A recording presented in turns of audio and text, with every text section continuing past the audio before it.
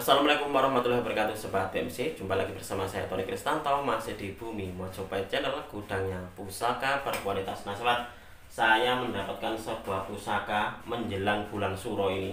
Ini pusaka ini menurut saya pusaka unik, dan juga di dalam buku pakem yang saya miliki sobat, ini ternyata tidak ada dapurnya ini. Nah mungkin di antara Anda pun juga ada yang memiliki, ataupun juga ada yang pernah menemui bahwasanya sebuah dapur pusaka, tetapi di buku pakem yang Anda miliki atau yang beredar di pasaran itu ternyata tidak ada sobat. Nah ini yang saya temui seperti itu. Ini kemarin saya dapatkan dari salah seorang rekan tosan aji saya dari Tuban sobat. Nah ini adalah pusakanya. Menurut dari keterangan beliau, pusaka ini adalah dapurnya dapur mesem. Tetapi sobat, setelah saya buka, saya buka di buku dapur, ternyata untuk di keterangan dapur mesem tidak sesuai dengan keris yang baru saja tak dapatkan dari beliau ini. Nah ini pun juga nanti saya ingin mengajak Anda untuk berdiskusi bersama-sama. Sekaligus saya juga ingin bertanya kepada Anda, kira-kira untuk di pusaka ini maksudnya di dapur apa sobat? Coba, ini adalah wujud dari pusakanya. Warangkanya sungguh sangat sederhana sekali, meskipun ini ada jejak-jejak dari pusaka yang bagus ya. Jadi kalau Anda melihat di sini, untuk di kayunya ini kemungkinan dulu adalah kayunya adalah kayu bagus. Nah dari motifnya terlihat seperti ini. Nah mungkin apa ya, ini adalah pusaka-pusaka lokasian, jadi sudah tidak terawat, jadi kayak gini nih. Nah padahal sobat, untuk di pusakanya sendiri ini termasuk pusaka bagus loh. Satu, pusakanya bagus, dan juga kedua, ini pusakanya terbilang langka untuk di dapurnya sobat. Coba kita akan melihat seperti apa wujud dari pusakanya. Nah ini adalah wujud dari pusakanya sobat.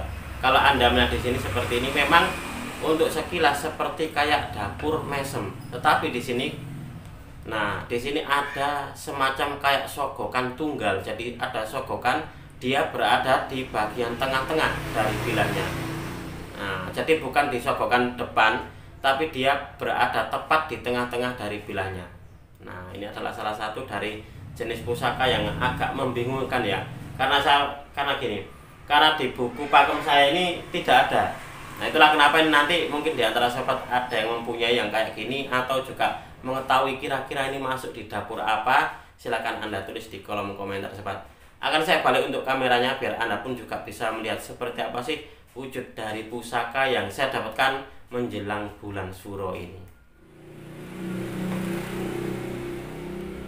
Baik sobat, langsung saja kita akan melihat seperti apa sih wujud dari pusakanya. Yang mana pusaka ini berhasil membuat saya bingung, karena saya tidak menemukan kira-kira ini masuk di dapur apa sobat. Nah ini kalau Anda melihat untuk di ricikannya, dia ini ada sogokannya. Nah yang paling kentara sekali di bagian tengah-tengah dari bilahnya, ini ada sogokan tunggal sobat. Nah dan juga di bagian kanan kirinya ini ada keruingannya. Nah ini tadi saya lihat di buku ini sobat, di buku dapur tentang keterangan dari dapur mesem. Nah keterangannya seperti ini. Jadi dia memang ada kembang kacangnya, ada jalen, ada lambe gajahnya, ada juga gerenengnya, tetapi di sini tidak ada keterangan tentang sogokan. Nah ini adalah dapurnya dapur mesem.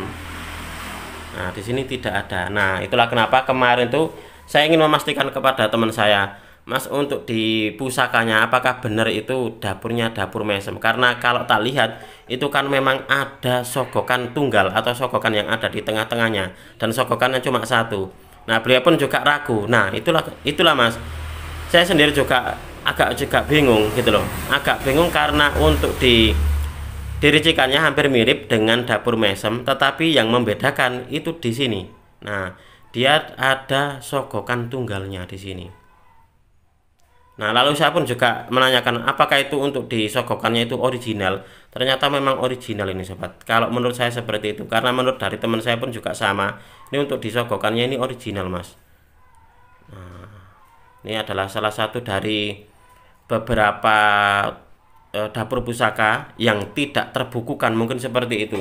Karena di buku dapur saya dan juga apa ya, mungkin di buku teman-teman juga mungkin tidak menemukan yang kayak gini, atau mungkin ada yang kayak gini gitu. Silakan Anda tulis di kolom komentar sebagai bahan kita untuk belajar bareng-bareng sobat. Karena untuk di saya pribadi, Saya melihatnya untuk di pusaka ini kok kayaknya adalah pusaka istimewa ya. Jadi kita melihat untuk di pamornya. Nah, pamornya ini seperti ini sobat, seperti kayak pamor Banyu Mili. Nah, ini. Tapi dia untuk di apa ya, seratnya itu kecil-kecil kayak gini nih. Nah, alur dari pamornya ini seperti ini. Dan juga yang unik dia memakai gonjonya ini sobat. Nah, gonjonya ini gonjo wilut. Nah, seperti ini. Dan juga untuk di bagian sini, nah ini dia itu apa ya, tidak berdempetan tetapi agak berjauhan. Nah, jadi ini untuk di lambe gajahnya. Nah, ini lambe gajahnya ini dia berjauhan. Nah, bahkan kalau kita lihat seperti ini nih, dia ada semacam kayak apa ya? Dari mulai di sini, dari mulai jalen, lalu di bawahnya jalen ini ada semacam kayak medungul. Kalau orang Jawa bilang itu medungul, ada semacam kayak menonjol sedikit. Lalu juga di sini ada lambe gajahnya. Lalu di bawah lambe gajah yang atas ini juga ada kayak menonjol sedikit. Lalu di bagian bawah ini dia ada lambe gajahnya lagi. Nah, ini adalah salah satu dari jenis apa ya, dapur unik kalau menurut saya. Itulah kenapa saya juga ingin bertanya kepada Anda, mungkin di antara para penonton saya ada yang lebih paham tentang pusaka ini, atau ada yang lebih paham kira-kira ini masuknya di dapur apa. Silahkan Anda tulis di kolom komentar sobat.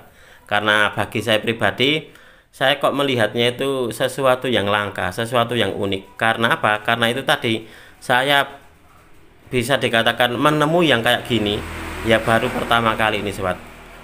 Saya sebenarnya itu memang ada beberapa dari pusaka-pusaka koleksi saya itu tidak ada di buku pakem. Nah, seperti kayak keris merunduk itu, seperti kayak mengkelung itu juga saya punya. Padahal kalau kita lihat di buku itu tidak ada sobat. Nah, ini yang unik. Yang unik itu dia berada di bagian sini sobat. Nah, selain dia ada sogokannya, nah sogokan tunggal yang berada di tengah-tengah ini. Karena kebanyakan atau umumnya dari keris itu kebanyakan untuk disogokan adalah sogokan dua seperti ini, atau juga ada sogokan yang berada di bagian depan saja. Nah, tetapi kalau untuk yang ini, dia ini adanya cuma di tengah bilah, cuma satu dan berada di tengah-tengah sobat. Nah, sedangkan di bagian kanan kirinya ini, mengapitnya ini, dia ada keruwingannya. Nah, ini keruwingan ini di kanan kirinya ini sobat. Nah, kalau untuk yang ini dia ada seraweannya. Nah, jadi ini serawean, lalu keruwingan. Nah, keruwingan, lalu juga ada sogokan berada di tengah-tengah. Ini sogokan tunggal, dan di sini dia ada keruwingannya kembali. Nah, di sini dia ada tikel alisnya. Nah, kira-kira ini masuk di dapur apa ini ya? Nah, kita lanjutkan lagi sobat. Kita akan melihat secara lebih detail. Nah, ini gonjonya seperti ini. Jadi ini untuk di gonjonya seperti dia punya pamor. Jadi mungkin ini adalah pamor dari apa ya, pamor yang ada di bilahnya ini menyeberang ke bagian gonjonya ini sobat. Seperti kayak pamor apa ya, kayak pamor sampir ya. Coba saya ingin melihat dari versinya sobat. Nah, versinya seperti apa ini? Ini kemungkinan besar nanti untuk diwarangkannya tidak akan saya pakai ini kayaknya ini sobat, karena untuk diwarangkannya sudah tidak layak. Jadi ini sudah ada bekas patah, dan di sini pun juga sudah tidak utuh.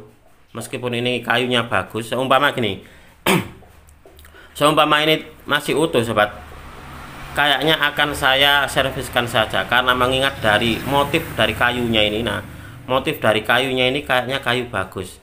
Nah, tetapi karena di sini sudah tidak utuh dan juga ada bekas patahnya, jadi ini kemungkinan besar tidak akan saya pakai ini untuk di warangka gawannya ini. Nah, untuk di pesinya masih tergolong utuh ini sobat. Nah, ini pesinya masih tergolong utuh loh ini. Nah, untuk di gonjonya ini sangat menyenangkan ya. Jadi karena apa ya, untuk di gonjonya ini seperti kayak ada pamor sampirnya. Nah, ini pamor ini dia menyeberang dari bilahnya. Jadi pamor yang ada di bilahnya ini dia menyeberang ke bagian gonjonya. Ini adalah pusaka istimewa yang berhasil saya dapatkan menjelang bulan Suro.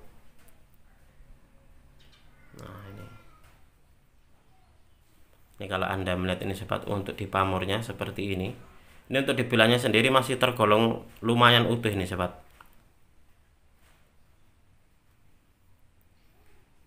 Nah, coba Anda amati untuk di pamornya. Nah, pamornya ini meskipun dia garisnya kecil-kecil tetapi sangat rapi sekali ini. Nah, ini mantap ini pusakanya. Kayaknya ini adalah pusaka yang istimewa yang mungkin nanti akan saya buatkan warangka baru sobat. Mungkin akan saya pesankan warangka baru biar apa ya, biar kesannya itu menghargai dari pusakanya. Karena kalau saya melihat untuk di warangkanya ini, nah warangkanya ini sudah tidak layak ini untuk dipakai kembali. Oke, sekali lagi sobat, saya ingin menanyakan kepada Anda, mungkin di antara sobat ada yang tahu kira-kira ini masuk di dapur apa. Silakan Anda tulis di kolom komentar sebagai bahan kita untuk belajar bersama-sama mengenal dunia tosan aji. Bahwasanya di bagian gandiknya ini kalau Anda melihat ini seolah-olah seperti kayak ada 5 tonjolan. 1 2 3 4 5. Nah, seperti apa ya, di bagian atasnya itu jalen, lalu di bagian bawahnya ini ada tonjolan, di bagian bawahnya lagi ada lambe gajah, lalu ada tonjolan lagi dan juga ada lambe gajah lagi. Jadi lambe gajahnya itu dia tidak berdempetan tetapi agak renggang. Nah, ini adalah salah satu dari keunikan dari dunia tosan aji Nusantara sobat. Oke sobat, mungkin untuk di video ini cukup sekian. Saya berterima kasih sekali lagi kepada Anda yang sudah menonton video ini mulai awal hingga akhir. Mudah-mudahan video ini bisa sedikit menambah pengetahuan dan juga wawasan, khususnya bagi Anda para pecinta tosan aji pemula. Marilah kita bersama-sama untuk mengenal, mencintai, merawat, dan juga melestarikan tosan aji Nusantara, karena kita adalah pewaris dari budaya ini. Wong Jawa ojo nganti ilang jawane. Orang Nusantara harus berani untuk punya pusaka. Apabila ada kesalahan dan juga ada kekurangan dalam saya menyampaikan uraian ini tadi, saya memohon maaf yang sebesar-besarnya. Dari saya cukup sekian. Terima kasih dan wassalamualaikum warahmatullahi wabarakatuh. Rahayu, rahayu, rahayu.